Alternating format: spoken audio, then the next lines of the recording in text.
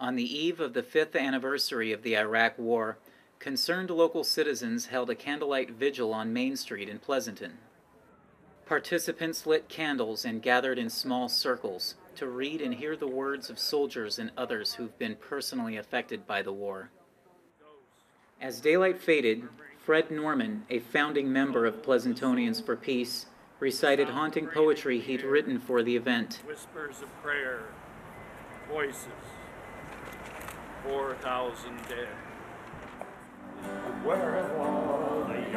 The vigil concluded with music as demonstrators remembered protest songs of their youth. It was in that moment, when moved by the mass recollection of this music I was hearing for the first time, that I began to wonder, where were the college students?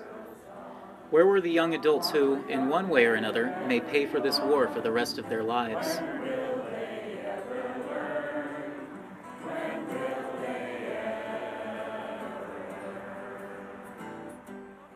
I think there's a lot of pressure on young people in Pleasanton. If you're looking for, say, high school and college age or junior college kids, there's a lot of pressure to really do well in school. And my daughter's home because she's studying. She was going to come, and both my kids are studying. Wendy's kids were going to come too, but they can't come because there's a lot going on at home. Right. A lot going on at school. But we're missing kind of like the college age people. Though it seemed the vigil consisted entirely of Generation X and baby boomers, some with young children in tow, I was able to locate one college student. Why do you think there are not that many young people out here tonight? They'd rather watch stuff on MTV or VH1. They'd rather care about who Paris Hilton's dating this week or something. But how is that going to affect them in 5 years? It's not. This is going to affect them. So do you think that young people are distracted by the luxuries of an entertainment-driven culture? Yes. But is the answer that easy? We interviewed several students at Las Positas College to get their input. I found that demonstrations don't really do anything. They don't really listen. You just you voice your opinion and that ends up being it. It's kind of like talking to a parent and that parent won't listen. It's just important for people to express themselves, and that's difficult. Have you done something like this in the past, or is this your first time? Not for a while. It's been a while. What were some of your experiences before? During the Vietnam War, that became such an intolerable event also, and continued, and so many young men and women killed, and so much sadness, and you wonder to what purpose. I just don't feel that that's going to help do anything but just make other people angry. And that's the last thing we need is more angry people. And it was really fun just getting to hear everyone's experiences, why they were there, why I was there, just holding up signs and talking and laughing. Like, when they see a bunch of protesters, we're like, okay, there's a bunch of tree hugger, left-wing crazies. Like, why are we even going to talk to them? We're just, send a SWAT team out so they don't, just scare happy. We're letting, and have let, someone steal our country from us and do with it as they please. And people are just sitting around letting it happen. I do not understand.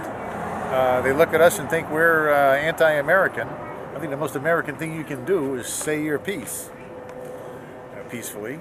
We just want to support the troops, basically, so we're not going to try and protest because they're there fighting for us, so therefore we're not going to show any hate. The war is a sensitive topic for soldiers and veterans, many of whom feel that the best way to support the troops is to bring them home. I'm not so much against it, like I wouldn't say, oh, Bush is an idiot for, sending us over there. I mean, he had a legit reason. He's like, oh man, they're going to hurt us, and look what they did to the World Trade Center. I mean, I think he should have pulled out, but you know what, we're there, and what do you think that the Iraqis bombed the World Trade Center or flew airplanes into it?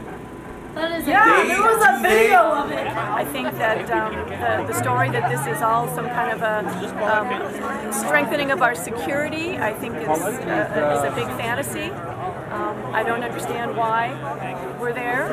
I never did from the very beginning. And I want to learn more about the war. It's just the way that the media portrays it is kind of like one-sided. Yeah, and it's kind of boring. Like, I just want to hear about everything, and I want to know everything, but on my level. There's a lot. I mean, on MySpace, there's a lot of groups, anti-war, everything. everything's out there. It's just you have to look for it. I really think that young people should be involved because they are the future, and they really have to understand what's going on, to understand what's going to go on when they have, when they're old enough to make decisions. And I've pretty much been involved in politics since the 6th grade during the 2000 election. And I have a love-hate relationship with politics. I mean, I love being involved in it, but I also hate it because I'm pulling my hair out at just watching these politicians do nothing about the Iraq War. But yeah, I'm definitely very interested in being an activist for this cause. Yeah, I just think our generation just really is very selfish in a sense. They just care basically about what they're doing, not about everybody else in the world. So they're just like, whatever.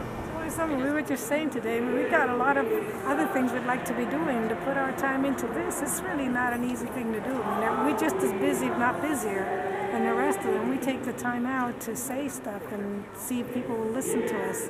And, having family and, job and all. Hard to get it's away a little bit sometimes. harder to get away than, when you're in school. Turn off TV, read more newspaper.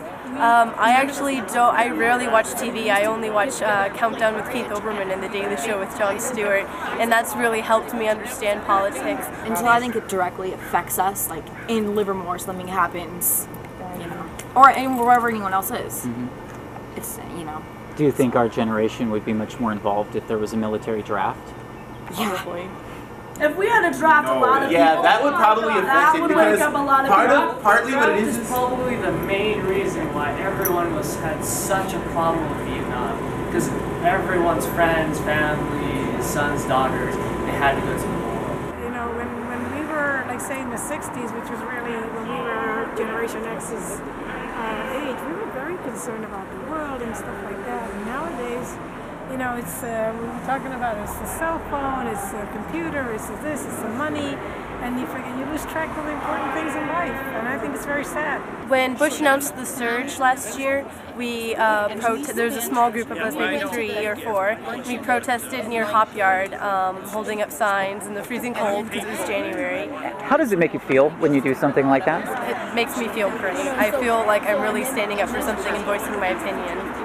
Have you ever thought about participating in something like that, especially if it was local, like here in Pleasanton or Livermore? Yeah, actually, if it was local, I would be there. I don't get involved easily in events like this, but this seemed like a good event, and it was local, and we thought we'd walk down and be a part of the group. And what compels you to come out on a night like tonight? Thousands of U.S. citizens who have died in this war, and then those who have come home who are not going to ever have a productive life. Many, many more of those. And then what are we doing spending $12 billion a month of our money that should be spent on education, our infrastructure, our economy? But I hope young people themselves find, the inner... I hope they find something in themselves that will make them want to be involved and have interest.